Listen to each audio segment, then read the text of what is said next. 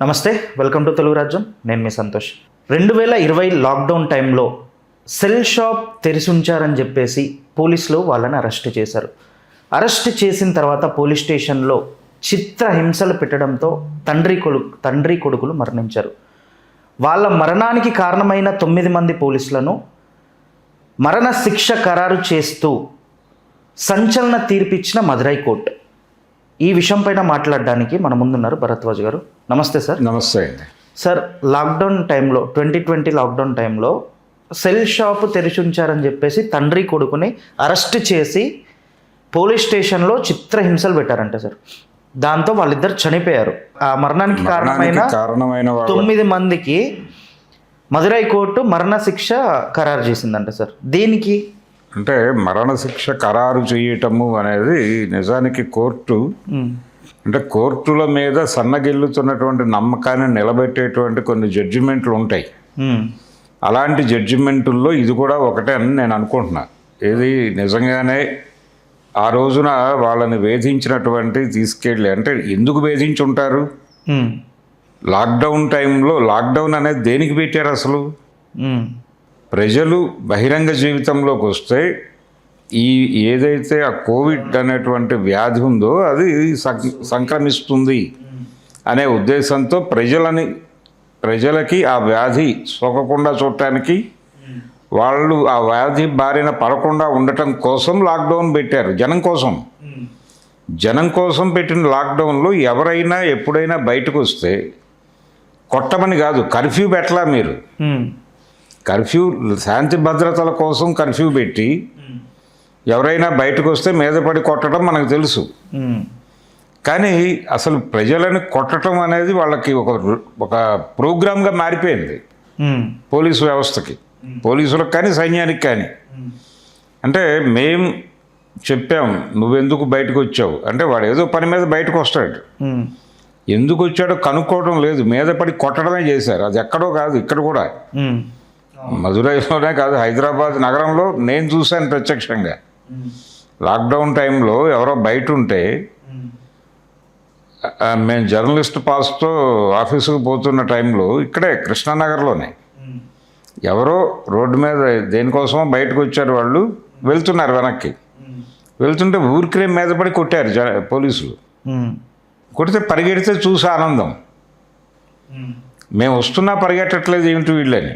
Okay, మేము వస్తుంటే పరిగెట్టాలి కదా, ఎందుకు నెమ్మదిగా నడుస్తున్నారని కొట్టారు మీద పడి. ఇలాంటి దారుణాలు చేయటం అనేది వాళ్ళకి నైజంగా మారిపోయింది. అంటే ప్రజలని కంట్రోల్ చేస్తున్నాం, పబ్లిక్ మూమెంట్ని కంట్రోల్ చేస్తున్నాం అనే పేరుతో దాడులు చేయటం, అలాగే వేధింపులకు గురి చేయటం అర్థం లేని ప్రశ్నలతో. ఇప్పుడు వాళ్ళు షాప్ తెరిచుంచిన తర్వాత అది క్లోజ్ చేయాల్సిన టైం వచ్చి ఉండొచ్చు. వాళ్ళు ఏదో రీజన్తో తెరిచిపెట్టుకున్నారేమో, ఎవడన్నా కస్టమర్ వస్తాడనో, లేకపోతే ఎవరికో ఏదో డెలివరీ చేయాల్సిన మెటీరియల్ అక్కడ ఇంకా పని అవ్వకపోవడమో ఏదో జరుగుతుంది. ఏంటి మీరు ఇంకా క్లోజ్ చేయలేదు అని అడగచ్చు ఫ్రెండ్లీగా. అడిగి అది సముచితం అనిపిస్తే వాళ్ళకి జీవనోపాధి కావచ్చు. ఆ రోజుల్లో చాలామందికి జీవనోపాధి లేక రోజువారీ పనులు చేసుకుని రోజువారీ సంపాదన మీద జీవితాలు గడిపే వాళ్ళకి రోజువారీ పని లేక ఆకలితో చచ్చిపోయిన జనాలు చాలామంది ఉన్నారు. కరోనా వ్యాధి సోకి కాదు, లాక్డౌన్లో వాళ్ళు బయటికి వెళ్ళి పని చేసుకోలేక, డబ్బులు లేక, తిండి లేక చచ్చిపోయిన వాళ్ళు ఉన్నారు. ఎవడన్నా దయదలిచి పెడితే తిని బతికిన వాళ్ళు ఉన్నారు. ఇప్పుడు సినిమా పరిశ్రమకు సంబంధించి పనులు లేకపోతే ఎందుకు ఉచితంగా డోర్ టు డోరు ఈ ప్యాకేజెస్ ఇచ్చారు చిరంజీవి గారు వాళ్ళు? ఎందుకు ఆ ప్యాకెట్లు తీసుకెళ్ళి ఇచ్చారు అంటే పని లేదు కాబట్టి చచ్చిపోతారేమో, ఇది తిని బతకండి 4 రోజులు చూద్దామని. అలా ఇచ్చిన చోట బతికారు. ఓకే, రోడ్ల మీదకి వచ్చి చెప్పులు కుట్టుకునేవాడికి ఆ రోజు పని చేస్తేనే సంపాదన. అవును, వాడికి రోడ్డే లేదు. వాడు ఏం చేయాలి? ఇంట్లో కూర్చుని వాడికి ఎవరు భోజనం పెడతారు? వాడి దగ్గర సేవింగ్స్ ఉండవు కదా, బ్యాంక్ నుంచి తెచ్చుకోవడానికి, ఆన్లైన్లో ఆర్డర్ పెట్టి తెచ్చుకోవడానికి వాడి దగ్గర డబ్బులు ఉండవు. ఎవరు ఇవ్వాలి వాళ్ళకి? వాళ్ళని పట్టించుకోవాల్సిన బాధ్యత ప్రభుత్వాందే కదా. అందుకోసం కదా మిమ్మల్ని అధికారంలో పెట్టాం. ప్రజలకి సేవ చేయడానికి ప్రభుత్వాలు ఉన్నాయని అనుకోవటంలో వాళ్ళు ప్రజలని రూల్ చేయటానికి అనుకుంటున్నారు. రూల్ అంటే తొక్కి నారదీయటం. ఇప్పుడు ఉదాహరణకి నిన్న హైదరాబాద్ నగరంలో గత 2-3 రోజుల నుంచి ఫుట్పాత్ల మీద పెట్టినటువంటి చిరు వ్యాపారుల మీద దాడులు జరుగుతున్నాయి. చిరు వ్యాపారులు అంటే రోడ్డు మీద ఇడ్లీ బండి పెట్టుకున్న వాళ్ళు, లేకపోతే టీ స్టాల్ లాంటిది పెట్టుకున్న వాళ్ళు, చెరుకు బళ్ళు పెట్టుకున్న వాళ్ళు, చెరుకు మిషన్లు పెట్టుకున్న వాళ్ళు, కొబ్బరి బొండాలు అమ్ముకునేవాళ్ళు, అరటిపళ్ళు అమ్ముకునేవాళ్ళు, మిక్చర్ కానీ చిప్స్ కానీ వాళ్ళ మీద దాడులు చేసి వాళ్ళు ఏదో బండి పెట్టుకుంటే ఆ బండిని బద్దలు కొట్టి తీసుకెళ్ళిపోయారు. వాళ్ళు ఏదైనా చిన్న షెల్టర్ లాగా జనాలు నిలబడి తినడానికి ఏదైనా కట్టుకుంటే వాటిని గీకేశారు వచ్చి బుల్డోజర్స్ పెట్టి. ఎందుకు చేస్తున్నావు ఇవన్నీ అంటే ప్రజలు ఫుట్పాత్ మీద నడవడానికి వీళ్ళు అభ్యంతరకరంగా తయారయ్యారు, వీళ్ళ వలన జనాలు రోడ్ల మీద నడిచి చచ్చిపోతున్నారు, ప్రజల కోసం మేము చేస్తున్నామని చెప్పాడు ఆయన. అలాగే హాకర్లని నిర్మూలించడం అనే ప్రోగ్రాం కూడా ప్రభుత్వాలు టేకప్ చేస్తూ ఉంటాయి అప్పుడప్పుడు. ఓకే, మేము మహానగరాల్లో రోడ్లు నిర్మించింది వాహనాలు తిరగడానికి కానీ ఎవరెవడో వచ్చి వ్యాపారాలు చేసుకోవడానికి కాదు అనే లెవెల్ స్టేట్మెంట్లు ఇచ్చిన నాయకులు మనకు తెలుసు. దాదాపు అలాంటి ప్రకటనే నిన్న ఆయన చేశాడు రేవంత్ రెడ్డి గారు.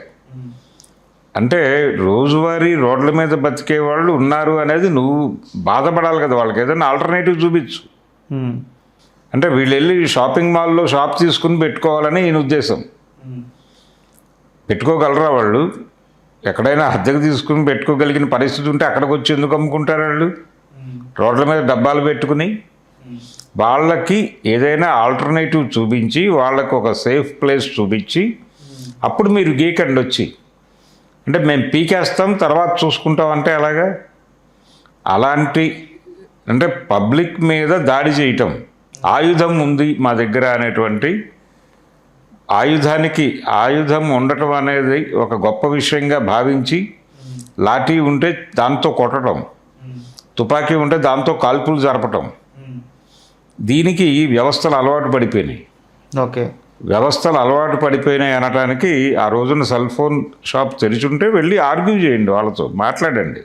వాళ్ళ గురించి కదా కర్ఫ్యూ పెట్టింది. చచ్చిపోతారని కర్ఫ్యూ పెట్టి నువ్వు షాప్ తెరిచావు కాబట్టి నేను చంపేస్తానంటే నువ్వు కోవిడ్ కంటే మహమ్మారి కదా. కోవిడ్ కంటే మీరు మహమ్మారిగా మారిపోయారు.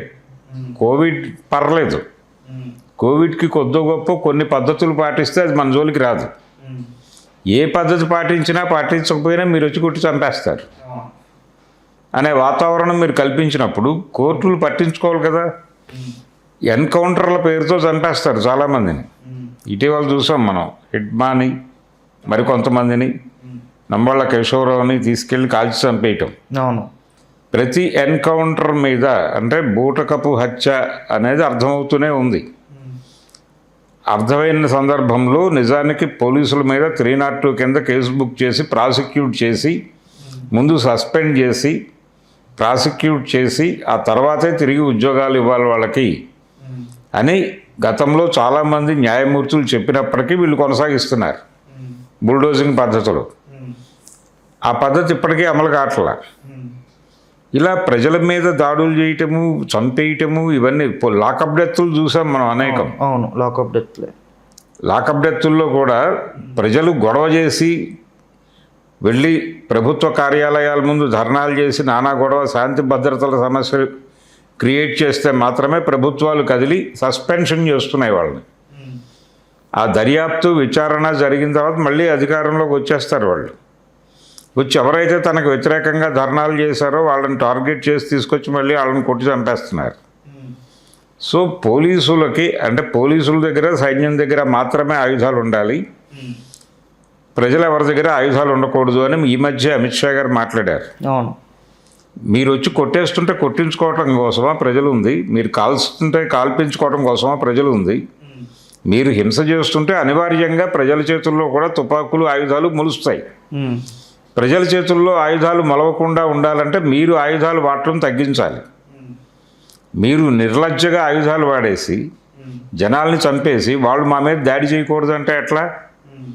నీ చేతిలో ఆయుధాలు పెట్టుకుని నువ్వు విశృంఖలంగా మీదపడి కొడతావా? నీ జోలికి వస్తే మాత్రం అది పెద్ద నేరమా? అదేంటి యూనిఫామ్లో ఉన్న పబ్లిక్ సర్వెంట్ని కొడితే దానికంటే క్రైమ్ లేదని చెప్పి మీరు మాట్లాడతారా? ఏమనుకోవాలి? సో ప్రజల మీద నిర్లజ్జగా ఒక రకంగా అధికార మదంతో దాడి చేసినటువంటి కానిస్టేబుళ్ళకి దాన్ని క్రైమ్గా గుర్తించడం మాత్రమే కాకుండా అది విధి నిర్వహణగా చూడకుండా దాన్ని ఒక క్రైమ్గా చూసి వాళ్ళకి మరణశిక్ష విధించాలి అని అనుకున్నందుకు గాను ముందు ఆ జడ్జిని ప్రజలందరి తరపున ప్రభుత్వము అనేటువంటి ఒక పెను ప్రమాదం ప్రజల జీవితాలతోనూ ప్రజల ప్రాణమానాలతోనూ ఆడుకుంటున్నటువంటి పరిస్థితి నుంచి బయటకు తీసుకురావడానికి కోర్టు అనేటువంటి ఒక ఆశ్రయం ఉంది అనే ఒక హోప్ కలిగించినందుకు గాను ఆ న్యాయమూర్తి గారిని ముందు అభినందించాలి. అలాగే దాన్ని సపోర్ట్ చేయాలి. వీళ్ళు వదలరు, అప్పీల్కి వెళ్తారు. ఎలాగో వీళ్ళు అప్పీల్కి వెళ్ళి దాన్ని లైఫ్గా కన్వర్ట్ చేసుకోవటం మరొకటో తిప్పలు పడతారు. లేదు ఒక డేట్ చెప్పడం 10 ఏళ్ళ శిక్షగానో ఏదో కుదించవచ్చు. సుప్రీంకోర్టు దాకా ఫైట్ చేస్తారు. లేదా రాష్ట్రపతి క్షమాభిక్ష కోసం అప్పీల్ చేసుకుంటారు. ప్రభుత్వ శాఖల్లో ఆత్మస్థైర్యం దెబ్బతింటుంది అని వాళ్ళకి సపోర్ట్ చేయొచ్చు కూడా ప్రభుత్వాలు. లేదు కన్సిడర్ చేయండి. మరి ఇప్పుడు మనం వీళ్ళకి మరణశిక్ష విధిస్తే పోలీసు విభాగాల్లో వాళ్ళ ఆత్మస్థైర్యం దెబ్బతినిపోయి రేపు పొద్దున మనం జనాలను కొట్టమంటే కొట్టరాళ్ళు అని ప్రభుత్వ పెద్దలు అనుకుంటే, అమిత్ షా లాంటి వాళ్ళు అనుకుంటే కోర్టులను ఇన్ఫ్లుయెన్స్ చేసి ఒక పాజిటివ్ జడ్జిమెంట్ ఇప్పించి ఆ ఉరిశిక్షని 5 ఏళ్ల శిక్షగా ఇంకో కోర్టుతో ఖరారు చేయించి 3 ఏళ్లలో బయటకు వదలవచ్చు. ఇలాంటి ప్రమాదాలు జరగకుండా ఈ శిక్ష అమలు జరిగేలాగా ఒత్తిడి తీసుకురావాల్సిన బాధ్యత ప్రజా సంఘాల మీద ఉంది. కాబట్టి ఇప్పుడు ప్రజా సంఘాలు అప్రమత్తంగా ఉండాలి. ఒక మంచి జడ్జిమెంట్ వచ్చింది కోర్టు నుంచి, మదురై కోర్టు నుంచి ఒక మంచి నిర్ణయం వెలువడింది. కాబట్టి ఆ నిర్ణయాన్ని నిలబెట్టుకోవాల్సిన బాధ్యత ప్రజా సంఘాలది. వాళ్ళు బలంగా నిలబడి దీని మీద అప్పీల్కి వెళ్ళినా ఇదే తీర్పు ఖరారయ్యేలాగా పైకోర్టులు చూసేలాగా, పబ్లిక్ ఒపీనియన్ వీళ్ళకి నెగిటివ్గా ఉంది అనే విషయం కోర్టులకు అర్థమయ్యేలాగా, అవసరమైతే ప్రజలందరూ కూడా ఏదో పద్ధతిలో పోస్ట్ కార్డు ఉద్యమమైనా చేయొచ్చు. ఇంట్లో కూర్చుని వీళ్ళు ఏ కోర్టుకైతే అప్పీల్ చేసుకుంటారో ఆ జడ్జి గారిని అడ్రస్ చేస్తూ, అయ్యా కింది కోర్టు ఇచ్చిన అద్భుతమైన తీర్పుని మీరు ఎవరి ఒత్తిళ్లకో లొంగి పక్కన పెట్టకండి, దాన్ని అమలు చేయటానికి దోహదపడండి అని ఒక పోస్ట్ కార్డు మీద రాసి పంపించిన ఇన్ఫ్లుయెన్స్ అవుతుంది. అవును. లేదు వారి మెయిల్ ఐడి తీసుకుని వారికి మెయిల్ కొట్టినా సరిపోతుంది, వాట్సప్ చేసినా సరిపోతుంది. ఇలాంటి కార్యక్రమాలు ఏవైనా తీసుకోవాల్సిన అవసరం ఉంది. సమాజం ఈ తీర్పును పరిరక్షించాల్సిన బాధ్యత తీసుకోవాలి. తీసుకున్నప్పుడు మాత్రమే భయం ఉంటుంది వాళ్ళకి. లేకపోతే ఏం కాదు అని చెప్పి, ఇప్పుడు మురళీధరన్ అనేటువంటి ఒక నేవీ ఆఫీసరు ఆయన ఎవరితోనో ఘర్షణ పడుతుండగా విజయవాడలో అరెస్ట్ చేశారు. హోటల్ కరుణ అనేటువంటి ఒక హోటల్ దగ్గర ఎవరితోనో ఆయన దేనికో ఘర్షణ పడుతున్నాడు. ఆయన జర్నీ బ్రేక్లో ఉన్నాడు. రైల్వే స్టేషన్ దగ్గర, విజయవాడ రైల్వే స్టేషన్ దగ్గర ఉంటుంది హోటల్ అది. ఆయన బ్రేక్ జర్నీలో అక్కడికి వచ్చాడు. ఎవరితోనో చిన్న గొడవ అయింది, మాట్లాడుతున్నాడు. ఈ లోపల పోలీసు వాళ్ళు వచ్చి పట్టుకెళ్ళారు. పట్టుకెళ్ళి అతన్ని లాకప్లో కొట్టారు. వీళ్ళు కొట్టిన దెబ్బలుగా అతను చచ్చిపోయాడు. అదే స్టేషన్లో ఒక రిక్షా కార్మికుడిని కూడా కొట్టి చంపారు. ఈ 2 ఘటనల మీద ఒకే సిఐ, ఈ 2 ఘటనల మీద జనాలు రోడ్ల మీదకి వచ్చి విజయవాడని ఒక రకంగా కంట్రోల్లో తీసుకున్నారు. ప్రతి బ్రిడ్జి మీద రిక్షాలు పెట్టేశారు. ఓకే. మొత్తం ఊరు స్తంభించి పోలీస్ మీట్ జరుగుతోంది. ఆ పోలీస్ మీట్ దగ్గరికి డెడ్ బాడీలను తీసుకుని వెళ్ళి గొడవకు దిగాడు ఆయన. అప్పటి ఎమ్మెల్యే వంగవీటి రంగ దిగితే అంత గొడవ చేస్తే కొంతమేరకు ప్రభుత్వం దిగొచ్చి ఆ ప్రసాద్ అనేటువంటి సిఐని అరెస్ట్ చేసి కేసు నడిపారు. కానీ శిక్షలు పడకుండానే బయటకు వచ్చాడు ఆయన. అలాంటివి జరుగుతాయి. అందుకని న్యాయ వ్యవస్థ మీద అంటే ఒక మంచి నిర్ణయాన్ని కూడా మళ్ళీ మార్చేసేటువంటి ప్రమాదం ఉంటుంది. ఆ ప్రమాదం జరగకుండా చూసుకోవాల్సిన బాధ్యత ప్రజలది.